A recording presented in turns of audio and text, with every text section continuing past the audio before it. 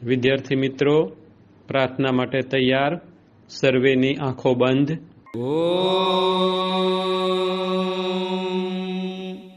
સહનાવતુ સહનૌ ભુનક્તુ સહ વીર્યં કરવાવહૈ તેજસ્વિનાવધીતમસ્તુ મા વિદ્વિષાવહૈ.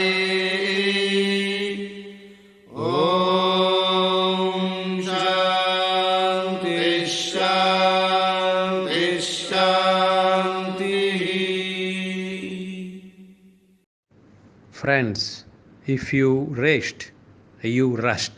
Remember this. નમસ્કાર વિદ્યાર્થી મિત્રો, ગુજરાતી માધ્યમ ધોરણ 12. આજે આપણે સેકન્ડ લેક્ચરની અંદર બાયોટેકનોલોજીના લેસનની અંદર પ્રવેશ કરવાના છીએ. હવે અત્યાર સુધીમાં જે આપણે પ્રોસેસ જોઈતી એમાં આપણે અત્યારે આગળ વધીએ છીએ. પ્રક્રિયાઓ, એનું જે પહેલું સોપાન હતું એમાં એવું હતું કે જનીન દ્રવ્યનું અલગીકરણ, ડીએનએનું અલગીકરણ. આપણે માનો કે ફૂગનું ડીએનએ કાઢવું હોય તો આપણે કાઇટિનેઝ નામનો એન્ઝાઇમ પહેલાં આપણી પાસે જોઈએ, આપણે એને એની સારવાર આપવી જોઈએ. એટલે એ કાઇટિનેઝ છે એ ફૂગની બહારની જે દિવાલ કે જે કાઇટિનની બનેલી હોય એનું કેમિકલ ડાયજેશન કરી નાખે અને પછી જ આપણા હાથમાં ડીએનએ આવે.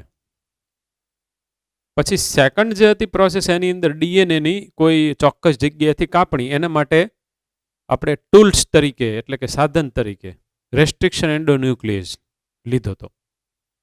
આજે થર્ડ આવશે. આપણે જે કોઈ પણ એક ડીએનએનો કટકો કાઢ્યો છે એનું આપણે એમ્પ્લિફિકેશન કરવું છે.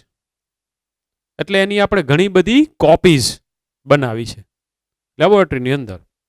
અને ઇનવિટ્રો એટલે કોષની બહાર, કોઈ એક જીવંત સિસ્ટમની બહાર. તો આપણું જે એક ડિઝાયર્ડ ડીએનએ છે, આપણે જેને અત્યારે ફોરેન ડીએનએ કહેશું, આપણે જેને અત્યારે વિદેશી ડીએનએ કહેશું, આપણે જેને અત્યારે વિદેશી જનીન કહેશું, અલગ અલગ નામ આપણી ટેક્સ્ટ બુકમાં આપેલા હોય, કે આપણું ઈચ્છિત ડીએનએ કહેશું, ઈચ્છિત જનીન કહેશું. એ જે એક કટકો આવ્યો છે એની આપણે ઘણી બધી કોપી કરવી છે. એટલે કે આપણે એ ડીએનએના કટકાનું રેપ્લિકેશન વારંવાર કરાવી અને આપણે એની ઘણી બધી પ્રતિકૃતિઓ મેળવવી છે. તો એ અચીવ થાય પોલિમરેઝ ચેઇન રિએક્શન પીસીઆરથી, આ ટેકનિકની મદદથી. એટલે જે થર્ડ સ્ટેપ છે ને પ્રોસેસનું, એનું હેડિંગ કેવું છે? Amplification of gene of interest through PCR. PCR વડે આપણા જે ઈચ્છિત જનીન છે તેનું બહુગુણન, એનું રેપ્લિકેશન, એનું સ્વયંજનન. તો આપણે પહેલા એ અત્યારે સમજવું પડશે કે આ પીસીઆર ટેકનિક શું છે. પોલિમરેઝ આમ જોઈએ તો પોલી તો બહુ થાય ઘણા બધા, પણ તેનું નામ છે પોલિમરેઝ. ડીએનએ પોલિમરેઝમાંથી લીધેલું છે પોલિમરેઝ. ચેઇન રિએક્શન, સાંકળમાં થતી બધી પ્રક્રિયાઓ વન બાય વન. તો એમાં શું થાય? તો પહેલા હું અત્યારે અહીંયા આપણું જે ઈચ્છિત ડીએનએ છે, જેને આપણે રેસ્ટ્રિક્શન એન્ડોન્યુક્લિયેઝ પ્રતિબંધક એન્ઝાઇમ ઉત્સેચકની મદદથી કટ કરીને લાવ્યા છીએ. આ આપણું જીન ઓફ ઇન્ટરેસ્ટ છે. આને આપણે અત્યારે માનવાનું છે કે આ પોતે કોઈ પણ એક ચોક્કસ પ્રોટીનનું નિર્માણ કરતો ડીએનએનો કટકો છે. હવે આપણે અત્યારે પ્રોટીન તરીકે લઈ લેશું ઇન્સ્યુલિન. તો આ એક ઇન્સ્યુલિનનું જનીન છે. ફરી વખત પ્રોસેસમાં છીએ, પ્રક્રિયામાં છીએ. પુનઃ સંયોજિત ડીએનએ ટેકનોલોજીની બધી પ્રક્રિયાઓનું જે સૌથી પહેલું સોપાન હતું જનીન દ્રવ્યનું અલગીકરણ, બીજું સોપાન હતું ડીએનએને આપણે ચોક્કસ કટકા કરવા, કાપવા. એમાંથી આપણો એક કટકો આપણે કાઢી લીધો છે એલ્યુશન કરીને. અગરોઝ જેલ, તમે યાદ કરો, જેલ ઇલેક્ટ્રોફોરેસિસ, અગરોઝ જેલ ઉપર આપણે આ બધા ડીએનએના કટકાને ઓલા વેલ એટલે કે ખાડામાં નાખતા અને પછી પોતે રન થતા અને આપણે એને એથિડિયમ બ્રોમાઇડની સારવાર આપતા, પછી યુવી રેઝ એની ઉપર આપણે એક્સપોઝ કરતા આપણને દેખાતું. એમાંથી આ આપણને એક આપણો ઇચ્છિત ડીએનએનો કટકો મળે. હવે આનું આપણે એમ્પ્લિફિકેશન કરવા તરફ આગળ વધી રહ્યા છીએ. તો એને માટે મેં લીધી છે અત્યારે ટેસ્ટ ટ્યુબ. મેં આ ટેસ્ટ ટ્યુબની અંદર આ જીન ઓફ ઇન્ટરેસ્ટ અથવા વિદેશી જનીન અથવા આપણી ઈચ્છા શક્તિનું આપણું જે આપણે જે જોતું હતું ઈ જનીન એની અંદર લીધેલું છે. આ ડીએનએ છે, આ છે આપણું ઈચ્છિત ડીએનએ છે. એટલે કે ઇન્સ્યુલિન જનીન છે એમ માનો. જનરલી આપણે રિકોમ્બિનન્ટ ડીએનએ ટેકનોલોજી એટલે કે પુનઃ સંયોજિત ડીએનએ ટેકનોલોજીની અંદર આપણે એવું જીનને સિલેક્ટ કરીએ કે જેની અભિવ્યક્તિ એક ચોક્કસ પ્રકારનું પ્રોટીન હોય, એ એક ચોક્કસ પ્રોટીન બનાવતું હોય.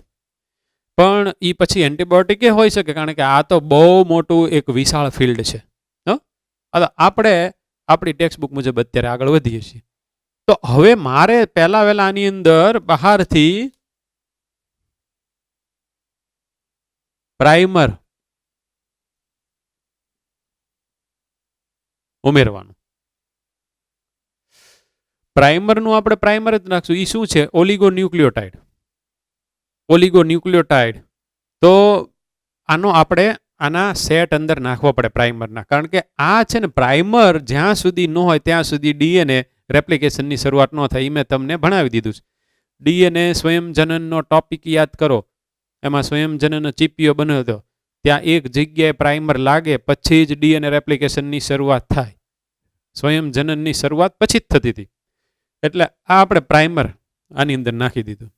હવે આ ડીએનએની સામે મારે તો આવા કુલ આ અહીંયા એક ડીએનએ છે, આવા મારે બનાવવા 2 ડીએનએ. તો જે એક શૃંખલા હોય આ પહેલા આમ કરીને ખુલવી પડે, પછી આ એક શૃંખલા હોય એની સામેના જેટલા પૂરક ડીઓક્સીરીબોન્યુક્લિયોટાઇડ આવવા પડે તો જ એક નવી પાછી બને ને. તો એને માટે મારે એના બધા કાચા માલ એટલે કે એના બધા મોનોમર એટલે કે ન્યુક્લિયોટાઇડ ઉમેરવા પડે. ન્યુક્લિયોટાઇડ્સ ઘણા બધા આની અંદર મારે બહારથી ઉમેરવા પડશે. ન્યુક્લિયોટાઇડ્સ. તો ભાઈ આ ન્યુક્લિયોટાઇડ્સ રિબોન્યુક્લિયોટાઇડ હશે કે પછી ડીઓક્સીરીબોન્યુક્લિયોટાઇડ હશે? તો કે આપણે તો ડીએનએ માંથી ડીએનએ બનાવવાનું, એટલે ડીઓક્સીરીબોન્યુક્લિયોટાઇડ હોય. તો એક ડીઓક્સીરીબોન્યુક્લિયોટાઇડ તમને બતાવું, એ નાઇટ્રોજન બેઝ યુક્ત આ થઈ ગયું ડીઓક્સીએડિનોસાઇન મોનોફોસ્ફેટ. આ એક ડીઓક્સીરીબોન્યુક્લિયોટાઇડ છે, આ એક ન્યુક્લિયોટાઇડ છે. આ બધું આપણે જૈવિક અણુની અંદર ભણી ગયા છે. હવે અહીંયા ટી હોય, અહીંયા સી હોય, અહીંયા જી હોય, આવા 4 ટાઈપના આની અંદર નાખેલા છે. કારણ કે આપણે એક ડીએનએ માંથી 2 ડીએનએ, 2 માંથી 4 ડીએનએ, 4 માંથી 8 ડીએનએ, 8 માંથી 16 માંથી 32 માંથી 64 માંથી 128 માંથી 256 માંથી એવી રીતને બનાવવાના છે. પછી આગળ આવે ને તો એના આપણે અંદર કાચો માલ નાખ્યો. હવે એક ઉત્સેચક નાખવો પડે, ડીએનએ પોલિમરેઝ. એને ટેક પોલિમરેઝના નામે પણ ઓળખવામાં આવે છે. ઈ અંદર નાખ્યો ડીએનએ પોલિમરેઝ. આ થર્મોસ્ટેબલ ઉત્સેચક છે, એટલે કે તાપમાનનો વ્યાપ ચોક્કસ સહન કરી શકે. થોડુંક ઊંચું આપણે ટેમ્પરેચર લઈ જઈએ 90 કે 95 તો એને કાંઈ ન થાય. તો આ ટાઈપનો આપણને ડીએનએ પોલિમરેઝ ઉત્સેચક ક્યાંથી મળે? તો કે થર્મસ એક્વેટિકસ નામના બેક્ટેરિયામાંથી.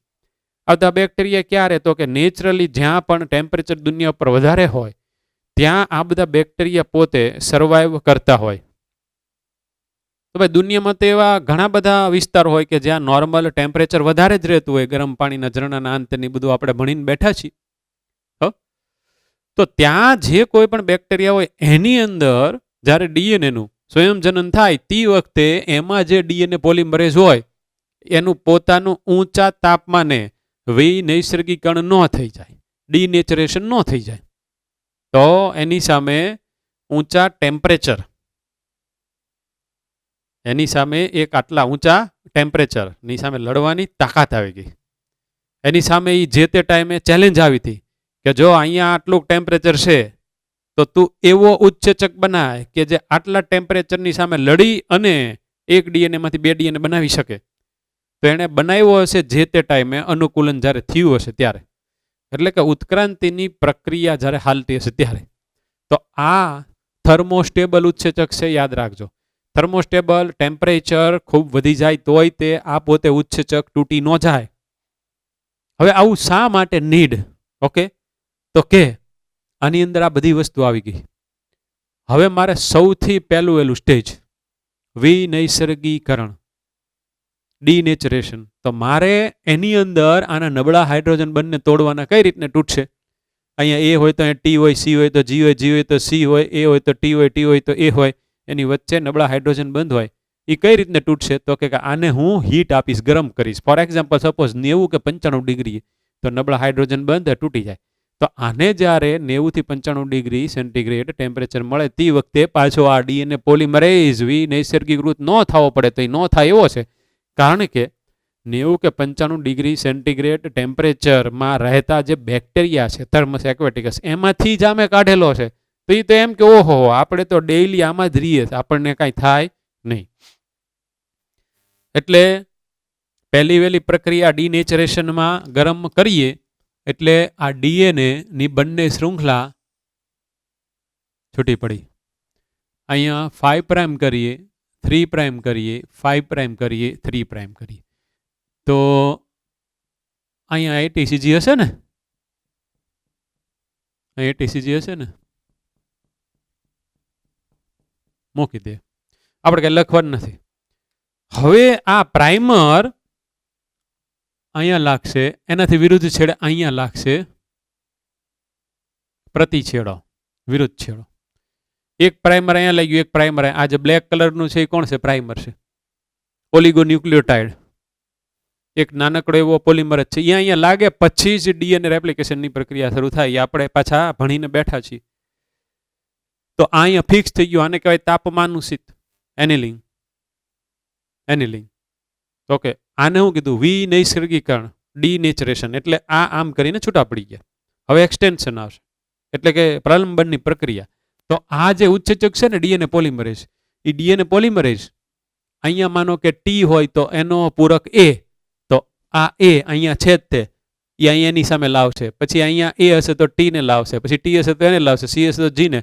એટલે કે પોલિમરાઇઝેશનની પ્રક્રિયા થાય. એટલે કે એક અહીંયા ડીએનએની પોલીન્યુક્લિયોટાઇડની શૃંખલા અહીંયા બનશે, બીજી અહીંયા બનશે, તો કુલ 2 બનશે. આમ આગળ હાલશે, આમ આગળ હાલશે. 5 પ્રાઇમ ટુ 3 પ્રાઇમ જ જાય આપણને ખબર. તો at the end what we are getting, તો આપણને મળી રહ્યું છે કુલ 2 એકબીજાના ડુપ્લિકેટ ડીએનએ. આ એકમાંથી 2 ડીએનએ થઈ ગયા. તો ડીએનએ રેપ્લિકેશનની પ્રક્રિયા આપણે ઇન વિટ્રો કરાવડાવી, એટલે કે કોષીય તંત્ર સિવાય બહાર કરાવડાવી, એટલે કે આપણે લેબોરેટરીમાં કરાવી. ફોર એક્ઝામ્પલ માનો કે આ એક ટેસ્ટ ટ્યુબની અંદર કરાવડાવી, તો આ 2 થયા. તો એક હતું ડીએનએ, એમાંથી 2 થયા. પછી કેટલા થાય? 4. પછી કેટલા થાય? 8. પછી કેટલા થાય? 16, 32. પહેલી વાર, બીજી વાર, ત્રીજી વાર, ચોથી વાર, પાંચમી વાર, છઠ્ઠી વાર, સાતમી વાર, આઠમી વાર, એવી રીતને 30 વખત તમે કરી નાખો ને તો 1 બિલિયન જેટલા ડીએનએ, અબજો ડીએનએ બને. એ બધા કેવા હશે? આની જ જેવા. એટલે કે આટલા બધા અમે એક સાથે ઇન્સ્યુલિન જનીન બનાવી નાખ્યા. આટલા બધા ઇન્સ્યુલિન જનીન બનાવી નાખ્યા. હું આમાં એકનું આને પહેલા વિનૈસર્ગીકરણ કહેવાય, આને તાપમાનનું શીત કહેવાય, આને એક્સટેન્શન કહેવાય. એકેય વસ્તુ લખવાનું નથી, કારણ કે બધાની સ્લાઇડ છે એની અંદર આપણે જોશું. અત્યારે આમ તો અત્યારે તમને ખબર પડી ગઈ કે પહેલાં શરૂઆતમાં ગરમ કરવાનું એટલે છૂટું પડે, પછી ઇનિશિએશન કરવા માટે પ્રાઇમર ત્યાં લાગે, અને પછી પ્રાઇમર લાગે પછી આ ઉત્સેચક આ બધા એકમોને જોડવા માંડે, એટલે પોલિમરાઇઝેશનની પ્રક્રિયા, એક્સટેન્શનની પ્રક્રિયા. આને કહેવાય પોલિમરેઝ ચેઇન રિએક્શન.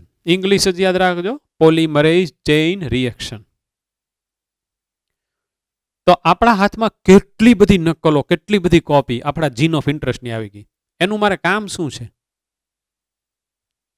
તો એનું કામ સમજાવવા માટે થઈને અહીંયાથી હું 2 ભાગલા પાડી નાખું આની અંદર. રિકોમ્બિનન્ટ ડીએનએ ટેકનોલોજી, પુનઃ સંયોજિત ડીએનએ પદ્ધતિ ની આપણે પ્રોસેસમાં છીએ, એટલે કે પ્રક્રિયામાં છીએ. પહેલું ડીએનએનું અલગીકરણ, બીજું બધા કટકા કાપ્યા હતા એ, ત્રીજામાં એમ્પ્લિફિકેશન કર્યું, ચોથામાં પુનઃ સંયોજિત ડીએનએનું યજમાન કોષમાં ઉતરણ, insertion of recombinant DNA into the host cell. તો હારું આ પુનઃ સંયોજિત ડીએનએ આપણે પાછું બનાવવાનું રહ્યું ને, તો આ છે એ ચોથું સોપાન છે. પાંચમું સોપાન આવશે જે આપણી આગળ વિદેશી જનીન, એટલે કે આ જે જનીન છે આપણું જીન ઓફ ઇન્ટરેસ્ટ, એની આપણે નીપજ મેળવશું. અને છેલ્લું ડાઉન સ્ટ્રીમ પ્રોસેસીસ, અનુપ્રવાહિત સંસાધન, એટલે છેલ્લે જે બધી પ્રક્રિયા થતી હોય ને એ બધી પ્રક્રિયાને અંતે આપણને પ્યોર નીપજ આપણે એક બાટલીમાં કે પછી ઇન્જેક્શનની અંદર નાખી અને એનું આપણે માર્કેટિંગ કરવાનું છે. મેઇન વસ્તુ આ છે. તો આપણે અત્યારે ચોથામાં જઈએ છીએ ને, પણ ચોથામાં મારે તમને ઘણું બધું ભણાવવાનું છે. કારણ કે ચોથાની અંદર અત્યારે જે છે ને પ્રોસેસ, એમાં બહુ ભાગ ઓછો આપ્યો છે. પણ જે આપણા ટૂલ્સ છે, સાધન સામગ્રી છે, ઉપકરણો, એમાં આ બધું આપ્યું છે. એટલે એનું હું અહીંયા થોડુંક લઈ લઉં છું, પણ એ તમારે વાંચવાનું નથી. શું તમારે વાંચવાનું છે હમણાં હું તમને કહું છું. તો આપણે એક ઇસ્ચેરિશિયા કોલાય બેક્ટેરિયા, જીવાણુ જે નોર્મલ છે એ હું અહીંયા દોરી નાખું છું. આ એનું જીનોમિક ડીએનએ થશે અને આ એનું પ્લાઝમિડ થશે. આ પ્લાઝમિડ છે. હવે પ્લાઝમિડ છે એ સર્ક્યુલર ડીએનએ છે, તો એને આપણે થોડુંક મોટું કરીએ. એ તે ડીએનએ જ છે એમ કહું છું. સર્ક્યુલર ડીએનએ છે. આ ડીએનએનું રેપ્લિકેશન થતું હોય, એટલે કે સ્વયંજનન થતું હોય તો એ તો થતું જ હોય ને. જ્યારે આ ઇસ્ચેરિશિયા કોલાય દ્વિભાજનથી એકમાંથી 2 થશે ત્યારે I2 થશે, I2 થશે. જો આવા પ્લાઝમિડ 4 હશે તો 8 થશે, જો 8 હશે તો 16 થશે. અને પછી જે 2 થશે એમાં અડધા વેચાઈ જશે. તો આમાં ઓરીનો એક ભાગ હોવો જોઈએ, ORI, કે જ્યાંથી ડીએનએનું સ્વયંજનનની શરૂઆત થાય એવો એક ભાગ હોવો જોઈએ. એ આમાં હોય. આખું ડીએનએ છે એને હું અત્યારે દર્શાવવા માટે થઈને આ રીતને કરું છું, એની સામે ટીન્સ, એની સામે જઈને. હવે બહુ એક આની અંદર ઇન્ટરેસ્ટિંગ મેટર આવે છે કે હું એક પેટ્રી ડીશ લઉં છું. ઓકે, એની અંદર ખાવા પીવાનું જે બધા બેક્ટેરિયા જે બધું ભાવે, જે કોઈ પણ એનું સંવર્ધન માધ્યમ કે આપણે જેમાં આ બધા બેક્ટેરિયાનો ઉછેર કરવાનો છે, સંવર્ધન માધ્યમ, એની અંદર હું અમુક બેક્ટેરિયાને ઉછેરવા માટે મૂકું છું. આ બધા બેક્ટેરિયા છે. ઓકે, અને આમાં પેટ્રી ડીશમાં આ બેક્ટેરિયાના ખોરાક ઉપરાંત એક એન્ટીબાયોટિક મેં મૂકી દીધું, એમ્પીસિલિન.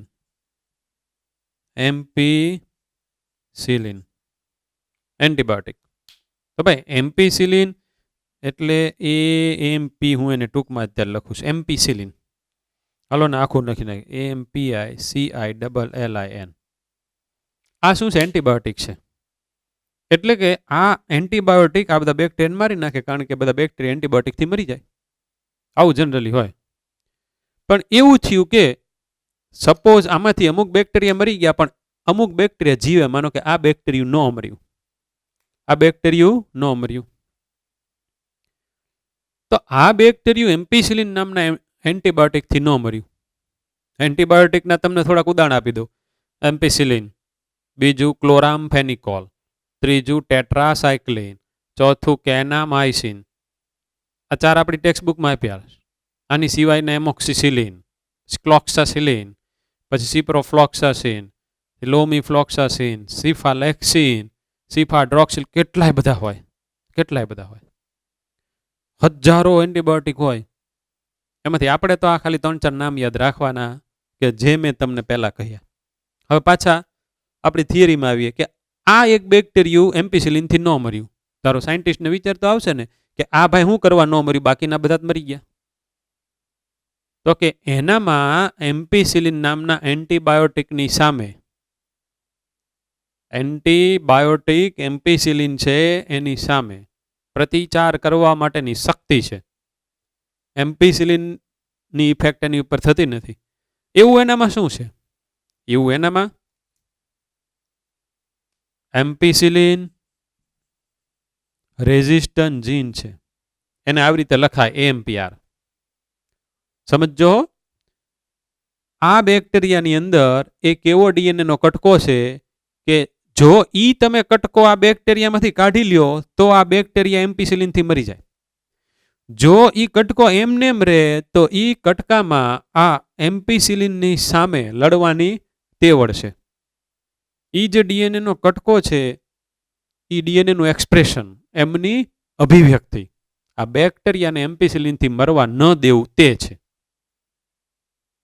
ખરું એક વાક્ય છે કે એ કઈ રીતે થાય તો એ ડીએનએની આખી પાછી અભિવ્યક્તિ આપણે જોવી પડે ને. અને આ એમ્પિસિલિન જે રીતે આ બેક્ટેરિયાને મારતું હોય એ રીતની સામે ડિફેન્સ કરવાની ક્ષમતા આ બેક્ટેરિયામાં ઉત્પન્ન થાય એવી એબિલિટી આ AMPR નામના જનીનથી આ બેક્ટેરિયામાં આવે. તો આ આપણે જનીનને શું કહેશું? એમ્પિસિલિન રેઝિસ્ટન્ટ જીન, AMPR. હવે સાયન્ટિસ્ટોએ શું કર્યું? આ AMPR ને આમાંથી બહાર કાઢી આમાં વચ્ચે આ જે ઇસ્ચેરિશિયા કોલાઈ છે ને એમાં અહીંયા વચ્ચે નાખી દીધું. મજા આવશે હો.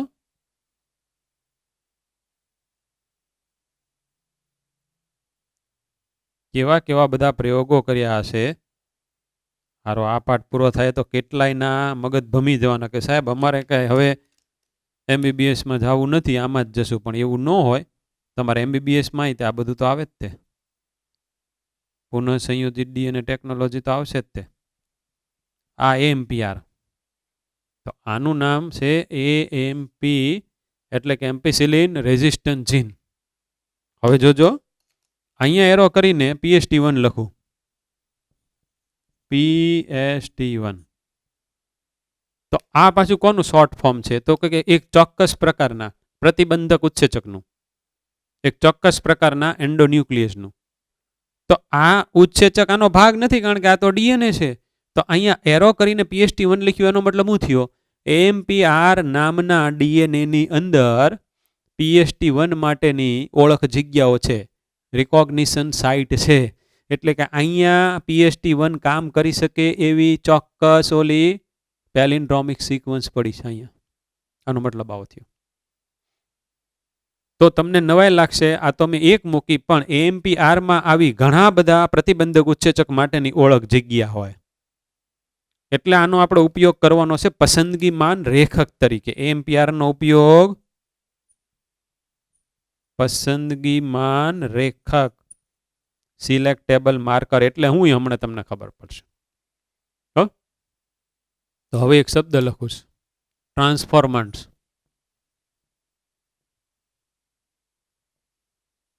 રૂપાંતરિત ઘટક. ભાઈ રૂપાંતરણની ઘટના એટલે તો કે આવી રીતને એક ડીએનએ સ્પેસિફિક આનું હોય ને બીજું બહારથી લાવ્યું હોય, એ આપણે જોડી અને આને પાછું આની અંદર નાખી દો, દાખલ કરી દો યજમાનની અંદર. તો આમ જોઈએ તો કે જે કોઈ પણ પુનઃસંયોજિત ડીએનએ છે એ ડીએનએને યજમાન કોષની અંદર દાખલ કરવાની ઘટના. પણ આ રૂપાંતરિત ઘટકો શું છે? ટ્રાન્સફોર્મન્ટ્સ કોણ છે? ઈ હવે તમે સમજો. ઓકે, જો હવે આને મારે પહેલા કટ કરવું પડે ને. આને હું કોઈ પણ એક આરીથી કટ કરું, ઈ જ RE થી મેં આને પણ કટ કર્યું હોવું જોઈએ. AMPR ને આપણે અહીંયા દોરી નાખીએ તો જ બેયના ચીપકા છેડો હોય એ એકબીજાને પૂરક સાબિત થાય. બેયના ચીપકુ છેડા એકબીજાને પૂરક, કારણ કે એ બંને ડીએનએ એક જ ટાઈપના એન્ડોન્યુક્લિયસથી કટ થયેલા હોવા જોઈએ. એકને આને તમે ECUR1 થી કાપો ને આને તમે BAMH1 થી કાપીને પછી જોઈન્ટ કરો તો થાય જ નહીં. તો એના જે ચીપકુ છેડા હોય એ એકબીજાના પૂરક હોય જ નહીં. ઓલા પણ એક જગ્યાએ ટી એ હોય તો પાછું એક જગ્યાએ CCG હોય, કાંક બધું આડોળું જ હોય. તો હવે સમજજો કે આ જે DNA પ્લાઝમિડ બહાર કાઢ્યું છે એને મેં એક ટેસ્ટ ટ્યુબમાં લીધું છે. એ આટલાકમાં સમજીએ. એક ટેસ્ટ ટ્યુબમાં લીધું છે, બરાબર. હવે આને મેં જે કોઈ પણ આરીથી કાપેલું છે એ પાછો ઉત્સેચક એન્ઝાઇમ અંદર નાખવો પડશે. અહીંયા આરી કરી નાખું, એ મારે અંદર નાખવો પડશે. આ ની ઓળખ જગ્યા આમાં ક્યાંક જગ્યા હોવી જોઈએ, તો અહીંયા છે એટલે અહીંયાથી એને કાપશે. હવે આ રીતે પાછો DNA નો કટકો મેં અંદર નાખેલો હોય. હવે આવા કાંઈ એક ન હોય, કેટલા એવા અનેકો હોય. હવે આ બધા DNA ના કટકાને જોડવા માટે પાછો હું બહારથી લાઇગેઝ પણ નાખીશ. લાઇગેઝ DNA ને જોડશે, એ અંદર નાખીશ. વ્યવસ્થિત સમજજો. તો થશે હું આ આરી અને અહીંયાથી કાપશે, લીગેજ છે એ આ ગ્રીન કલરના અહીંયા નાખીને જોડી દેશે, એવું થાય. અથવા આ અહીંયાથી કાપે અને લીગેજ સીધે સીધું એને જોડે, એવું થાય. શક્યતા તો બે છે ને. આપણને કઈ ખબર નથી કે ભાઈ કોની અંદર AMPR જનીન લાગ્યું અને કોણ આવું બ્લેક એમને રહ્યું, એ આપણને કઈ ખબર નથી. હવે શું કર્યું તો કે આ જે છે કાં તો આવું હશે કાં તો આવું હશે, એને પાછું આની અંદર દાખલ કરવાનું છે. તો એમને એમ દાખલ નહીં, એને પાછી અંદર દાખલ કરવાની અલગ અલગ પ્રકારની બધી ટેકનિક હોય. તો એ જે ટેકનિક છે એમાંથી એક હું તમને સમજાવું છું, એ આવતા લેક્ચરમાં આવવાની છે. કે તમારી પાસે જે બહાર આવી રીતે સર્ક્યુલર DNA પડ્યું છે એને તમારે યજમાન કોષમાં દાખલ કરવું છે. આને તો પહેલા આપણે બહાર કાઢી લીધું હતું. બહાર કાઢીને પછી લેબોરેટરીમાં આ બધું કર્યું. એમાં અમુક આવા હશે, અમુક આવા હશે. આને આપણે દાખલ કરવા ઓલા ઇસ્ચેરિશિયા કોલાઈના ખોળિયામાં અથવા આપણે ઇસ્ચેરિશિયા કોલાઈની અંદર. તો એને માટે પહેલા મારે કેલ્શિયમ Ca+2 આયન ડાયવેલેન્ટ જોઈએ. આવા લેવાના, પછી કેલ્શિયમ લેવાનો, એને પાછું બરફ ઉપર મૂકવાનું. એટલે જે બધા બેક્ટેરિયામાં નાના છિદ્રો એની અંદરથી આ બધા અંદર દાખલ થવા માંડે. પછી એને મારે બરફ ઉપરથી સીધું 42 ડિગ્રી સેન્ટીગ્રેડમાં લઈ લો. વળી પાછું એને હું ત્યાંથી ઉપાડીને બરફની સારવાર આપું. એટલે ઠંડુ ગરમ ઠંડુ, આટલીક વારમાં આવા બધા બેક્ટેરિયાની અંદર દાખલ થઈ જાય. તો એમાં બે વસ્તુ થાય કે હવે આ પાછી ખાસ સમજણ માટે કે જોજો હેલું છે.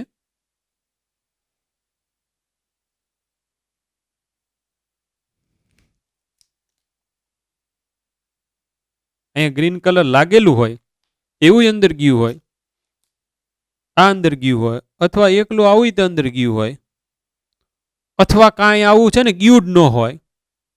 હાલો આમ કરી નાખો. થર્ડ આ એનું જેનેટિક મટીરિયલ મુખ્ય.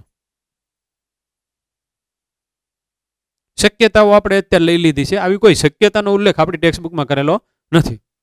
પણ આપણે એક વસ્તુ ફિક્સ છે કે આ આપણું વિદેશી જનીન જે DNA સાથે લાગેલું છે એ અંદર ગયું છે. તો આ ઘટનાને શું કહેવાય? આ અંદર ગયું ટ્રાન્સફોર્મેશન. તો આ ઘટક છે એ કોણ છે? રૂપાંતરિત ઘટક છે, ટ્રાન્સફોર્મન્ટ્સ. એને આ બાકીના બધાથી તમે કઈ રીતે અલગ કરી શકો? તો કાંઈ નહીં કરવાનું. જોજો આવી અગર પ્લેટ હોય, આવી અગર પ્લેટ,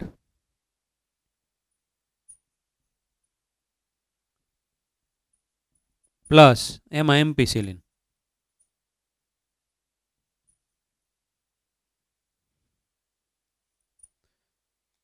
એમ્પિસિલિન ખાવા પીવાનું સંવર્ધન માધ્યમ, ઉછેર કરવા માટેનું માધ્યમની સાથે એમ્પિસિલિન એન્ટીબાયોટિક રાખવું. આ બધા બેક્ટેરિયાને આની અંદર મૂકવું. તો જેટલા આવા હશે એટલે કે રૂપાંતરિત ઘટકો હશે, રૂપાંતરિત ઘટકો, એ બધાની વૃદ્ધિ થશે. કારણ કે એની અંદર એમ્પિસિલિન રેઝિસ્ટન્ટ જીન છે, એમાં AMPR છે. એટલે આ બધા એમ્પિસિલિનથી મરશે નહીં, આ બધા મરી જવાના એમ્પિસિલિનથી. કારણ કે એનામાં એમ્પિસિલિનની સામે ફાઇટ કરવા માટેનું જનીન જ નથી. તો આપણે ટ્રાન્સફોર્મન્ટ્સને અલગ પાડવા માટે થઈ અને AMPR નો ઉપયોગ કર્યો એટલે AMPR ને પસંદગીમાન રેખકના નામે ઓળખવામાં આવે છે, સિલેક્ટેબલ માર્કર. પણ ભાઈ કોના સિલેક્શનમાં એણે મદદ કરી? તો કે જે રૂપાંતરિત થઈ ગયેલું છે એવા ઘટકના સિલેક્શનમાં એ પોતે મદદ કરી રહ્યું છે. કોણ મદદ કરી રહ્યું છે? AMPR. એટલે એને શું કે પસંદગીમાન રેખક. આ બધા મરી જવાના, કારણ કે આ બધામાં એમ્પિસિલિનની સામે લડવા માટેની જે એક એબિલિટી હોય, એ એબિલિટી જેના કારણે જન્મે એ આવું જનીન એવું એ આની અંદર છે જ નહીં. એટલે એમ્પિસિલિન રેઝિસ્ટન્ટ જીન છે જ નહીં, એમ્પિસિલિન પ્રતિરોધક જનીન એનામાં છે જ નહીં. એટલે આ બે મરી જવાના. આની એકલાની વૃદ્ધિ થશે તો જેની વૃદ્ધિ થાય એમાં સમજી જવાનું કે એની અંદર AMPR લાગી ગયું છે, આવું થઈ ગયું છે, આ બધું કર્યું એમાં આવું થઈ ગયું છે. આ એક વાત આવી. હવે આમાં ને આમાં હું આગળ હાલું છું અહીંયાથી. આ તો બધું બહુ ઇન્ટરેસ્ટિંગ છે, મજા પડે એવું છે. આપણો મુખ્ય ઉદ્દેશ આ AMPR આમાં દાખલ કરવાનો નથી. આપણો મુખ્ય ઉદ્દેશ આની અંદર આ ઇન્સ્યુલિન જનીન દાખલ કરવાનો છે ને. હે તો હવે જોજો ભાઈ, જેવી રીતને અહીંયા એમ્પિસિલિન રાખ્યું હતું એવી રીતે અહીંયા હવે એન્ટીબાયોટિક ફેરવું છું, ટેટ્રાસાયક્લિન કરું છું. કયું? ટેટ્રાસાયક્લિન. તો અમુક બેક્ટેરિયા ટેટ્રાસાયક્લિન નામના એન્ટીબાયોટિક વાળા માધ્યમમાં પણ મર્યા નહીં, એ બધા જીવ્યા. એનો મતલબ એમ થયો કે એ બેક્ટેરિયામાં ટેટ્રાસાયક્લિન રેઝિસ્ટન્ટ જીન હોય, TETR, ત્યાંથી ઉપાડીને આમાં નાખ્યું સાયન્ટિસ્ટોએ. એટલે હવે ઈ આપણે જોઈએ.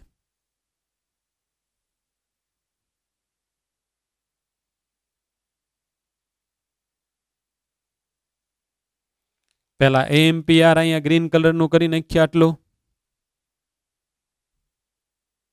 AMPR એમ્પિસિલિન રેઝિસ્ટન્ટ જીન.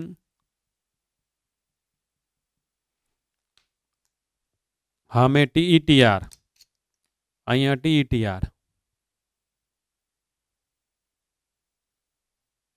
તો એને આપણે બ્લુ કલર આપી દઈએ. આ ટેટ્રાસાયક્લિન રેઝિસ્ટન્ટ જીન TETR. હવે અહીંયા હું આમ એરો કરીને લખું BAMH1, તો હવે તમને ખબર પડી ગઈ કે TETR નામના જનીનમાં એટલે કે DNA ના કટકામાં BAMH1 માટેની ઓળખ જગ્યાઓ છે. એ પોતે BAMH1 નથી. એટલે આપણે આકૃતિ જ્યારે જોશું, એક PBR322 ની જ આકૃતિ મેં દોરી છે, PBR322, જે એક આવી રીતના બધા આંકડા બધા અલગ અલગ. પ્લાઝમિડ સર્ક્યુલર DNA, બે જે સાયન્ટિસ્ટે શોધેલું આ જેનેટિકલી એન્જિનિયર એટલે કે જનીન ઇજનેરી વિદ્યાની મદદથી બનાવેલું. આવું કઈ નેચરમાં કોઈ દિવસ નહીં હોય. કુદરતમાં એક પણ બેક્ટેરિયામાં AMPR ને TETR સાથે હોય એવું પ્લાઝમિડ કદી હોય નહીં. આ તો આપણે લેબોરેટરીની અંદર બનાવ્યું. તો એ જે બે સાયન્ટિસ્ટે બનાવ્યું એમના નામનો આ પહેલો અક્ષર લઈ લીધો અને એને એક આપણે ક્રમ આપી દીધો. ક્રમ તો ગમે 322 કે 233 કે 323 કે ગમે. તો આ એક જીનેટિકલી એન્જિનિયર્ડ પ્લાઝમિડ છે. જનીન ઇજનેરી વિદ્યાની મદદથી બનેલું એક પ્લાઝમિડ છે કે જેની અંદર એક AMPR છે, એક TETR છે. AMPRમાં કોઈ ચોક્કસ RE માટેની ઓળખ જગ્યાઓ છે. આવા એકની નથી. આ તો એકમાં અહીંયા મેં એક ખાલી લખ્યું, બીજા ત્રીજા ચોથાની હોય એવી રીતના અહીંયા તે ખાલી એકલી BAMH1 માટેની જગ્યા નથી, ઓળખ જગ્યા નથી. બીજા ઘણા બધા પ્રતિબંધક ઉત્સેચકો માટેની ઓળખ જગ્યા છે, ઘણા બધાની હોય.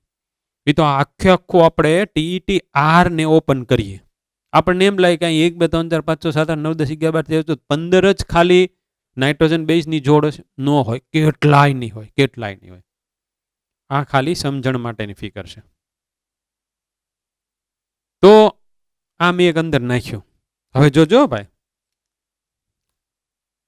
રિકોમ્બિનન્ટ્સ પુનઃ સંયોજન પામેલા. અહીંયા પાછું બીજું અહીંયા લખું છું, રિકોમ્બિનન્ટ્સ પુનઃ સંયોજન પામેલા કે થયેલા. એટલે રિકોમ્બિનન્ટ્સ એટલે શું? તો કે આ જે PBR322 છે એની અંદર આ રેડ કલરનું જનીન દાખલ થઈ ગયેલું હોય તો હવે એ પાછું તમારે સમજવાનું છે, એની અંદર મજા પડે એવું છે, ઇન્ટરેસ્ટિંગ. પણ એક જ નાનકડો કન્સેપ્ટ છે કે તમારે બે જે ડીએનએ આને કાપોસ આને કાપોસ અને અહીંયાથી લઈને આની સાથે જોડવું હોય તો આ બે તે ડીએનએ તમે એક જ પ્રકારના રેસ્ટ્રિક્શન એન્ડો ન્યુક્લિયસથી કાપેલો હોવો જોઈએ, એ આપણને ખબર છે. ઓકે, તો આ આપણે કઈ રીતને મેળવ્યું હતું, ચાલો પાછું યાદ કરો. તો કે પ્રાણીનો કોષ લઈએ, એની અંદર ડીએનએ નહોતું નાખ્યું, ડીએનએ સિવાયના બધા જ એન્ઝાઇમ નાખી દે. એક્ઝામ્પલ તરીકે એની અંદર આપણે પ્રોટીએઝ નાખી દીધું, એક્ઝામ્પલ તરીકે એની અંદર આપણે લાઇપેઝ નાખી દીધું, એમાં આરએનએઝ નાખી દીધું. એકલું ડીએનએ આપણને અલગીકૃત મળશે, આપણે એમાં ચીલ આલ્કોહોલ નાખશું એટલે તાતણા સ્વરૂપે. પછી આપણે એને બામ H1 થી કાપ્યું, બામ H1 થી કાપ્યું, યાદ રાખો શેનેથી, તો આ ડીએનએ મેં બામ H1 થી કાપેલું છે, બામ H1 થી. હવે સમજો, અમે અત્યારે ધારેલું છે, અહીંયા મારે જે વસ્તુ સમજાવું છે. હવે સમજો કે આ ટેસ્ટ ટ્યુબ, ઓકે, એની અંદર PBr 322 એક નિયો અને એક PBr 322 એટલે કે જેમાં AMPR છે, જેમાં TETR છે, એ નાખ્યું. બહારથી કેટલા બામ H1,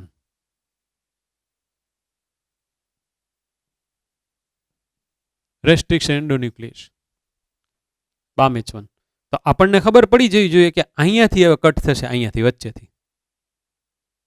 TETR નામનું જે જનીન છે એ પોતે બામ H1 માટેની ઓળખ જગ્યા ધરાવે છે, તો કટ થશે. આવા તો કેટલાય હતા, આવા મેં 1 બિલિયન નાખ્યા, તો બહારથી આવાય તે 1 બિલિયન નાખ્યા.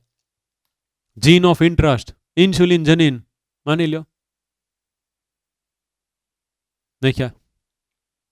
રેડી? હવે આપણે શું વિચારવાનું છે કે આ કટકો છૂટો પડી ગયો સામ, આ આવ્યો છે, આના જે ચીપકુ છેડા છે, અહીંયા છૂટા પડેલાના ચીપકુ છેડા એકબીજાના પૂરક હશે, જોડવા માટે લીગેજ નાખવો પડશે ને, લીગેજ નાખ્યો.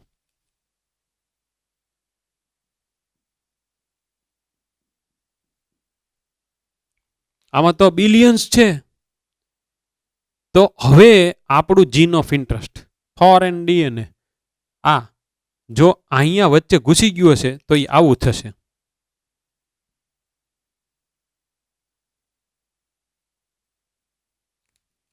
આ હરખી રીતને સમજવાનું છે.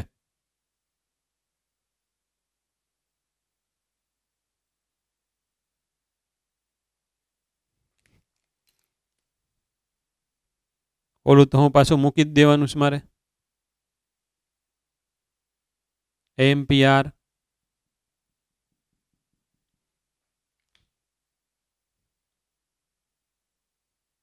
હવે આમાં ઇન્ટરેસ્ટિંગ છે.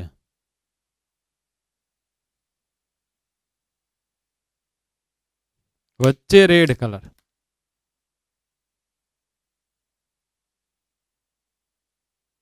આ આપણું જીન ઓફ ઇન્ટરેસ્ટ. આ જનીન એક્ટિવ થાય તો આ જનીનની અભિવ્યક્તિ ઇન્સ્યુલિન છે, માની લો ઇન્સ્યુલિન છે.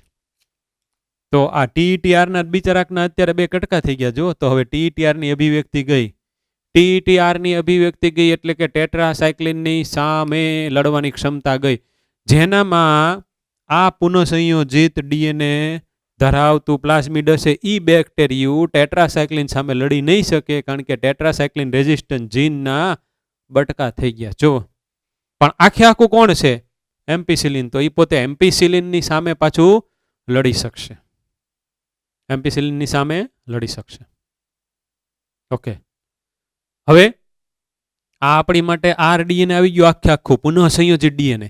એને ઓલા બેક્ટેરિયાની અંદર આપણે ઘુસાડી દીધું, અને આપણે બેક્ટેરિયામાં ઘુસાડી દીધું. જે મેં હમણાં ઓલી તમને ટેકનિકની વાત કરી ને કે એને કેલ્શિયમની સારવાર, એને ઠંડીની સારવાર, એને પછી ગરમીની સારવાર, વળી પછી ઠંડીની સારવાર, બધા અંદર ઘરી ગયા. તો આવું થયું, એનો એન્ડ અહીંયા આવ્યો.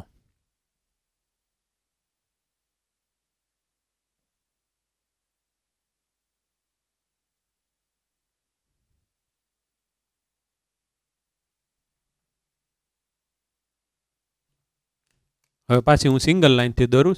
એમ્પિસિલિન રેઝિસ્ટન્ટ જનીન, આખે આખું આપણું જીન ઓફ ઇન્ટરેસ્ટ રેડ કલરનું એટલે કે ઇન્સ્યુલિનનું જનીન, અને ટેટ્રાસાયક્લિન રેઝિસ્ટન્ટ જીન બીજારું તૂટી ગયેલું છે કારણ કે એની પાસે BAMH1 માટેની ઓળખ જગ્યા હતી.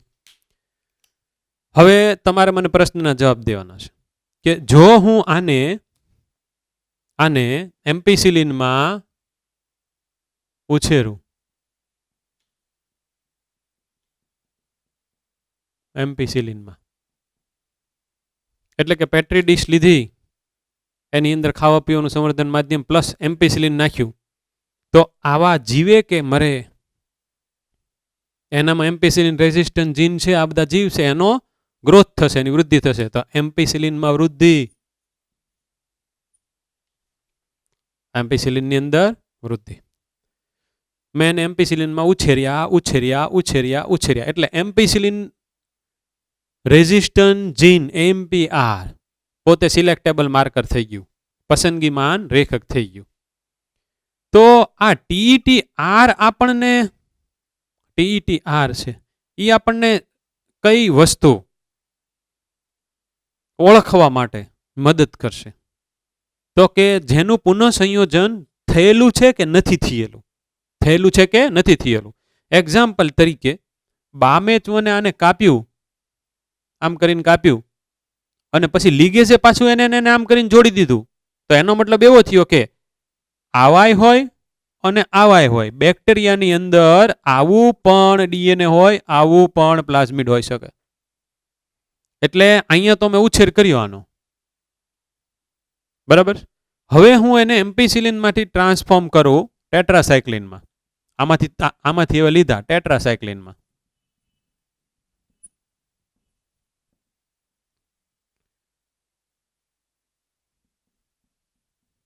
ટેટ્રાસાયક્લિનમાં તો હવે જોજો, જેનામાં આવું હશે એ પોતે જીવશે, પણ જેનામાં આવું હશે એ પોતે મરશે, કારણ કે ટેટ્રાસાયક્લિન રેઝિસ્ટન્ટ જીન, ટેટ્રાસાયક્લિન રેઝિસ્ટન્ટ જીન જોયું એ તૂટી ગયું છે, એ તૂટી ગયું છે.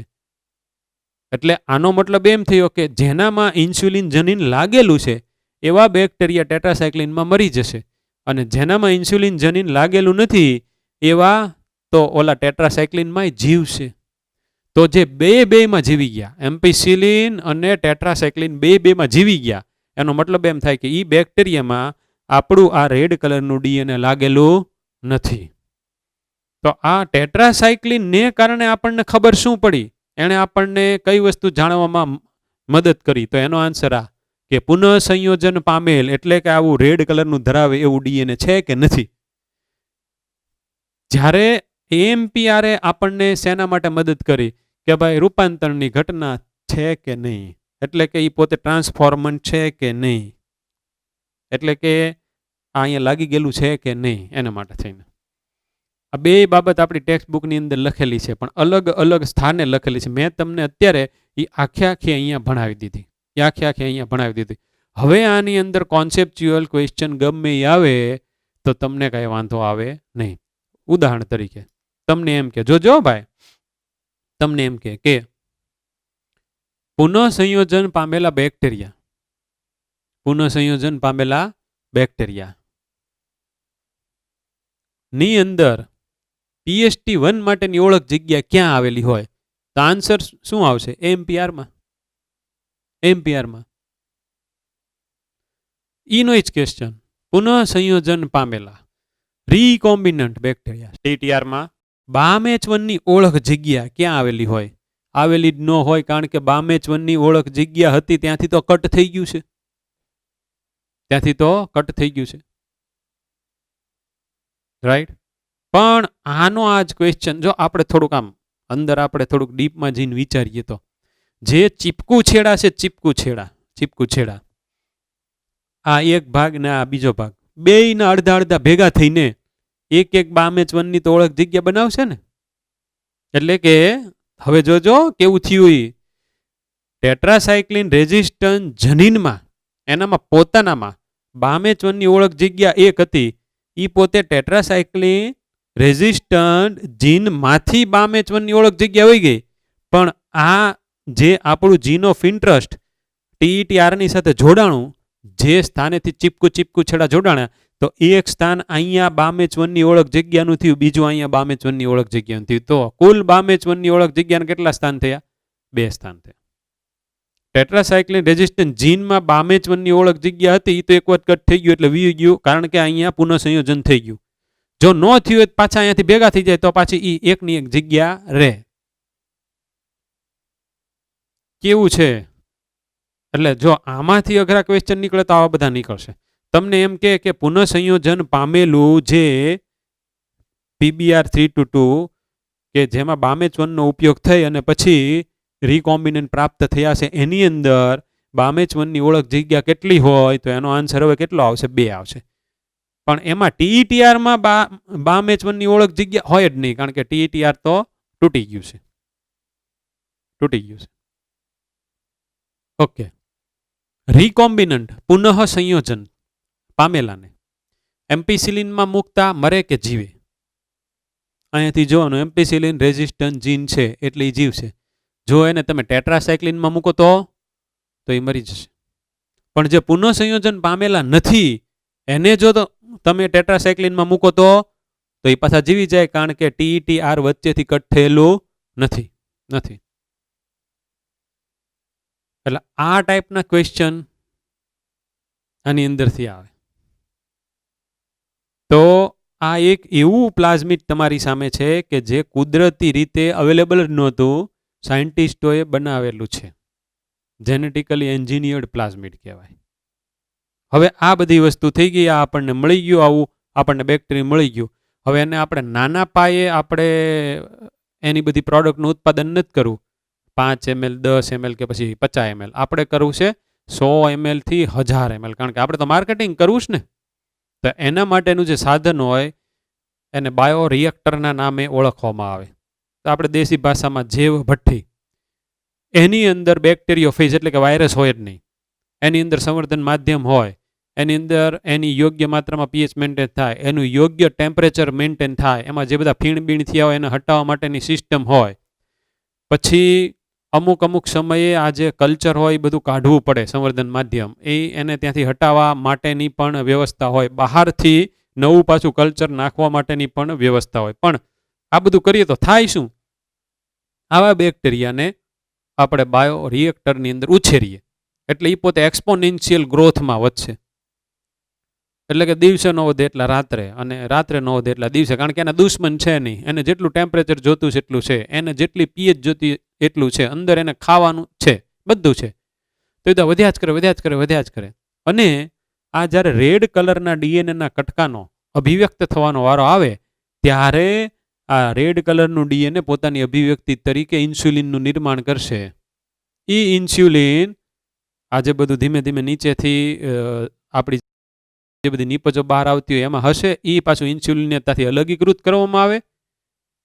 પછી એનું પાછું જે બધા ડાયાબિટીસના પેશન્ટ હોય એની ઉપર ટ્રાયલ લેવામાં આવે કે ભાઈ આ આપણે જે આપણી લેબોરેટરીમાં બનાવેલું ઇન્સ્યુલિન ઓકે છે કે 1 2 3 4 બધા ડાયાબિટીસના પેશન્ટને લઈ આવો, એમને ખવડાવો, 2 કલાકમાં એનું ગ્લુકોઝ લેવલ અપ જાય, અહીંયાથી એને તમે ઇન્સ્યુલિન આપી દો, વળી પાછી 1 2 કલાક પછી એના બ્લડની અંદર ગ્લુકોઝનો ટેસ્ટ કરો, નોર્મલ થઈ ગયું તો આ જે ઇન્સ્યુલિન છે એ બરાબર છે. એટલે કે જ્યારે RDNA પદ્ધતિથી બનાવેલી નિપજ જો કોઈ પણ ડ્રગ હોય, દવા હોય, તો આપણે એની ટ્રાયલ લેવી જ જોઈએ. માનો કે આ તે પદ્ધતિથી તમે કોરોનાની વેક્સિન બનાવો છો, તો એ પાછી વેક્સિન એક વખત તૈયાર થઈ ગયા પછી તમારે બધાને આપવી તો પડશે ને કે ભાઈ આ ઓકે છે ને.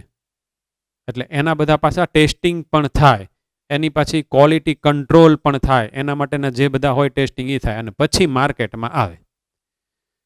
એટલે તમારા ઘરે કોઈ પણ દવા પડી હોય ને, કાં તો પછી ટેબ્લેટ કે સિરપ કે એવું ગમે એ વસ્તુ પડી હોય ને, એ આજે તમારે વાંચવાનું. એની અંદર મેન્યુફેક્ચરિંગ ડેટ લખેલી હશે, એની અંદર એક્સપાયરી ડેટ લખેલી હશે, એની અંદર બેચ નંબર લખેલો હોય કે ભાઈ 401 નંબરની બેચ. તો એ જે તે ફાર્માસ્યુટિકલ કંપનીની અંદર એના બધા રજિસ્ટર મેન્ટેન થયેલા હોય કે ભાઈ 401 નંબરની બેચ આટલામાં તારીખથી આટલામી તારીખની વચ્ચે બની, એનું ટોટલ ઉત્પાદન આટલું છે, એમાંથી આટલી ટીકડી કે આટલાક ઇન્જેક્શન કે આટલાક સિરપ બનાવવામાં આવ્યા હતા. આ બધું ત્યાંથી જોવા મળે. અને એના આટલા બધા ક્વોલિટી કંટ્રોલના ટેસ્ટ થયેલા, સરકારની આગળ ક્વોલિટી કંટ્રોલ માટે અમે મોકલાવ્યું આટલામી તારીખે, ત્યાંથી ઓકે થઈને આવ્યું આટલામી તારીખે, આના બધા જ ડોક્યુમેન્ટ ત્યાં પડ્યા હોય. એટલે આ પાઠ માર્કેટિંગનો પાઠ છે. આમ તો પાઠની મેજોરિટી વસ્તુ અત્યારે મેં આવરી લીધી છે. જો અહીંયા ઓરી હોય, place of origin for DNA replication. ડીએનએના સ્વયંજનનની શરૂઆત, કારણ કે જ્યારે આને તમે ખાવા પીવાનું આપશો, જે ભઠ્ઠીની અંદર નાખશો તે વખતે આ તો બધા એકમાંથી બે થવાના છે. તો આ બેક્ટેરિયા એકમાંથી બે થાય ત્યારે આખું ડીએનએ પણ બે થશે. તો એ ડીએનએનું સંયોજન કરવા માટે, એની શરૂઆત કરવા માટે પ્લેસ ઓફ ઓરિજિન જોઈએ. આખું ડીએનએના સંયોજનના મોનિટર માટે જરૂરી ઘટકો હોય એને માટે પણ એક આવું પ્લેસ હોય, એને આરઓપી કહેવાય.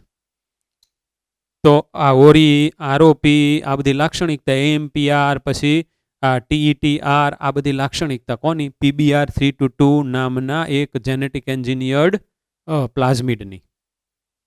ઓકે, હવે આપણી બુકની અંદર જે છે બધા 1 by 1 પ્રોસેસના બધા મેં તમને અત્યારે તબક્કા સમજાવ્યા. એની પાછી સ્લાઇડ પણ હું પાડી રહ્યો છું. તો આપણે 10 કે 15 મિનિટ, 10 મિનિટ પછી આપણે સ્લાઇડ પણ જોઈ લઈએ. પહેલાં આનું બોર્ડ વર્ક માટેનો એક પાછો ફોટો જોશે. રૂપાંતરિત ન થયા હોય તે, અને પુનઃ સંયોજિત, રિકોમ્બિનન્ટ્સ અને રિકોમ્બિનન્ટ્સ ન હોય તે. આનો ભેદ સ્પષ્ટ થઈ ગયો હોવો જોઈએ. આપણે અત્યારે પ્રોસેસમાં છીએ ને, પ્રક્રિયામાં. તો એમાં પહેલું જો જનીનિક દ્રવ્યોનું અલગીકરણ આપણે જે ભણીને બેઠા, લાઇસોઝાઇમ. બેક્ટેરિયામાંથી જો આપણે ડીએનએ બહાર કાઢવું હોય તો એને આપણે લાઇસોઝાઇમની સારવાર આપવી પડે. પછી વનસ્પતિ કોષનું કાઢવું હોય તો સેલ્યુલેઝ, પછી ફૂગ માટે કાઇટિનેઝ આપણે સમજીને બેઠા, અને સ્પુલિંગ કહેવાય. આવા બધા તાંતણા મળે, એ ડીએનએ હોય. પછી ચોક્કસ જગ્યાથી ડીએનએની કાપણી, રેસ્ટ્રિક્શન ઉત્સેચકોનો ઉપયોગ કરવાનો, અગેરોસ જેલ ઇલેક્ટ્રોફોરેસિસ, અહીંયા એનોડ હતો. બધા ડીએનએ બેન્ડ પેટર્ન મળે, નાના આ બધા વેલ છે, કુવા, આની અંદર આપણે ડીએનએ મૂક્યું હોય. આ અપાચિત ડીએનએ છે, એટલે કે ડીએનએનો આખો પોલિમર છે. તો એની અંદર કટકા થયેલા નથી, એટલે એ આમ રન થશે નહીં. એટલે આના આધારે આપણને આપણી રુચિ પ્રમાણેનું જનીન, જીન ઓફ ઇન્ટરેસ્ટ આપણને મળી ગયું. એ જે આપણને જીન ઓફ ઇન્ટરેસ્ટ મળ્યું, ઇન્સ્યુલિન જનીન, કે જે ડીએનએની અંદર ઇન્સ્યુલિનના નિર્માણ માટેના બધા સંકેતો છે, એને આપણે પીસીઆર થ્રુ એમ્પ્લિફિકેશન કરાયું. એટલે ત્રીજું, પીસીઆરના ઉપયોગથી રુચિ પ્રમાણેના જનીનોનું પ્રવર્ધન. 1 માંથી 2, 2 માંથી 4, કેટલા બધા 1 બિલિયન જોયા આપણે. તો એને થોડુંક મોટું કરીએ સ્લાઇડને. ગરમી આપી, હીટ 90 to 95 ડિગ્રીની આજુબાજુ. આને ડીનેચરેશન, વિનૈસર્ગીકરણ. આ ડબલ સ્ટેન્ડર્ડ ડીએનએ છે, ઉપરની ચેઇન, નીચેની ચેઇન. એ જોયું, છૂટી પડી ગઈ. પછી પાછા પ્રાઇમર લાગી ગયા, પ્રાઇમર, અને એનિલિંગ કહેવાય. વિનૈસર્ગીકરણ પછી તાપમાનનું સીટ હરખી રીતને ત્યાં ફિક્સ થઈ ગયું. આ વખતે ટેમ્પરેચર 90 હશે, 90 કે 95 હશે, કે પછી ઓછું આવ્યું હોય, ઓછું થઈ ગયું હોય 55ની આજુબાજુનું. પછી ડીએનએ પોલિમરેઝ, થર્મસ એક્વેટિકસ નામના બેક્ટેરિયામાંથી બહાર કાઢેલો, થર્મોસ્ટેબલ, ટેમ્પરેચર વધઘટ થાય એને કાંઈ કોઈ જાતનો ફરક પડતો નથી. સાથે ડીઓક્સી ન્યુક્લિયોટાઇડ્સના બધા કટકા, એને કારણે એક્સટેન્શન થયું. એટલે બધું બન્યું, નવી એક શૃંખલા બની, નવી બીજી બની, 2 કુલ ડીએનએ. 30 સાયકલ જાય તો લગભગ એમ્પ્લિફાઈડ અપ ટુ 1 બિલિયન ટાઈમ થાય. આ અબજો વખત એકના એક આપણા રુચિ પ્રમાણેના જનીનો જેટલા આપણે ઉત્પન્ન કરવો એટલા થઈ શકે. Polymerase chain reaction, PCR. હવે આગળ જોઈએ. યજમાન કોષ સજીવમાં પુનઃસંયોજિત ડીએનએનું ઉતરણ. એની અંદર આપણે પ્રવેશ કરાવ્યો. આપણે ઓલી જે કેલ્શિયમની સારવારની વાત કરી, પછી જે આપણે સિલેક્ટેબલ માર્કર તરીકે કોણ તે વખતે વર્ત્યું, તો એએમપીઆર છે. વિદેશી અથવા તો પરજાત જનીનની નીપજ મેળવવી, નાના પાયે કે પછી મોટા પાયે. તો કે મોટા પાયે, કારણ કે ઇન્ડિયાની અંદર ડાયાબિટીસના પેશન્ટ ખૂબ વધારે છે, એટલે ત્યાં કાંઈ 100 ml થી કામ નથી હાલવાનું, ત્યાં 1000 ml જોશે, 1000 ml થી પણ વધારે જોશે કિલોના ભાવમાં. તો જે બધી નીપજ હોય, ઇન્સ્યુલિન કે પછી કોઈ પણ પ્રોટીન, પછી વેક્સિન એટલે કે રસી, ને એન્ટીબાયોટિકનું આપણા હાથમાં આવું જનીન આવી ગયું, એ આપણે ઓલા બેક્ટેરિયાની અંદર જવા દેશું તો એ હવે બેક્ટેરિયા એન્ટીબાયોટિકનું ઉત્પાદન કરશે. તો અહીંયા બાયોટેકનોલોજીની વ્યાખ્યા જ આવી ગઈ કે કોઈ અન્ય સજીવમાંથી એક આપણે આણ્વીય સ્તરે એક આપણે કટકો લીધો, અને આપણે અન્ય સજીવની આગળ એ આપણે કટકાને અભિવ્યક્ત કરાવડાવ્યો. એની જે નીપજ મળી, એ નીપજથી માનવ કલ્યાણ, સજીવોનું બધાનું કલ્યાણ.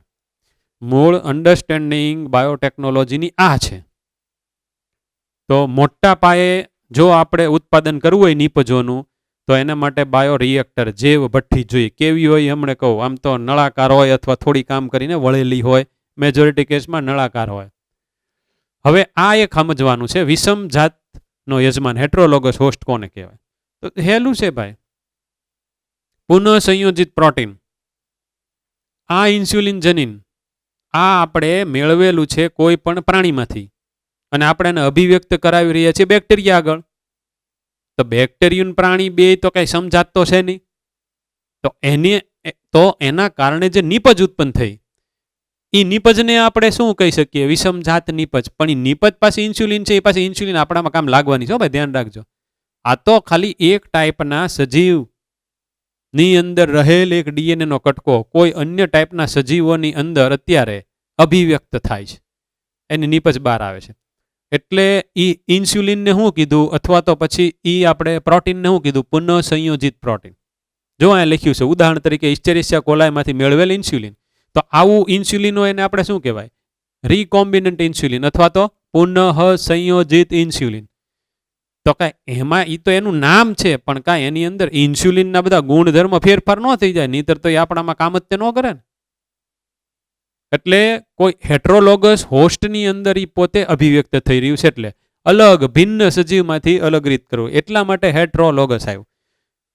હોમોલોગસ આપણને ખબર છે, તો એ પાછું સમજાતીયમાં આવે. તો જેનો કાચો સામાન હોય, રો મટીરિયલ, એમાંથી જેવભઠ્ઠીમાં નિપજ તૈયાર થાય. હવે આપણને ખબર છે કે ભાઈ તમારે જેવભઠ્ઠીની અંદર સંવર્ધન માધ્યમ તરીકે, કલ્ચર મીડિયમ તરીકે શું નાખશો? તો કે એની અંદર તમારે એમિનો એસિડ આપવો પડશે, કારણ કે ઇન્સ્યુલિન છે એ શું છે? પ્રોટીન છે. તો એ તમે આપશો તો એ બધા એમિનો એસિડને યોગ્ય ક્રમમાં ગોઠવીને પછી ઇન્સ્યુલિન બહાર આવશે, કારણ કે ઇન્સ્યુલિન જનીનની અભિવ્યક્તિ. તો આપણે જનીનની અભિવ્યક્તિ તો ભણીને બેઠા છીએ. ડીએનએ ખુલશે, એમાંથી મેસેન્જર આરએન બનશે, આને કહેવાય ટ્રાન્સક્રિપ્શન, પછી થશે ટ્રાન્સલેશન, ભાષાંતર, અને પછી એક ટાઈપનું ઇન્સ્યુલિન બનવાનું છે. આગળ હાલીએ.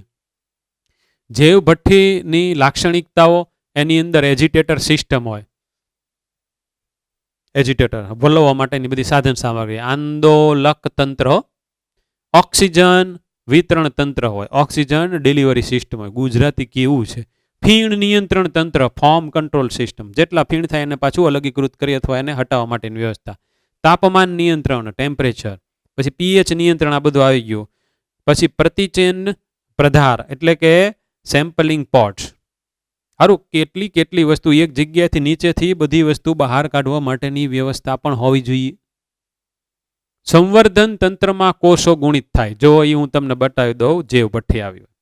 આની અંદર આપણે બધું ખાવા પીવાનું નાખ્યું. આની અંદર આપણે પુનઃ સંયોજન પામેલ જે ઓલું આરડીએન હતું, એ આરડીએન જે બેક્ટેરિયાની અંદર ગળી ગયું છે, બધા બેક્ટેરિયાને આપણે આની અંદર નાખી દીધા, એને ખાવા પીવાનું આપ્યું. અહીંયા આપણે પીએચનું ધ્યાન રાખ્યું, એટલે એ તો ફટાફટ પોતાની નીપજ બહાર પાડશે.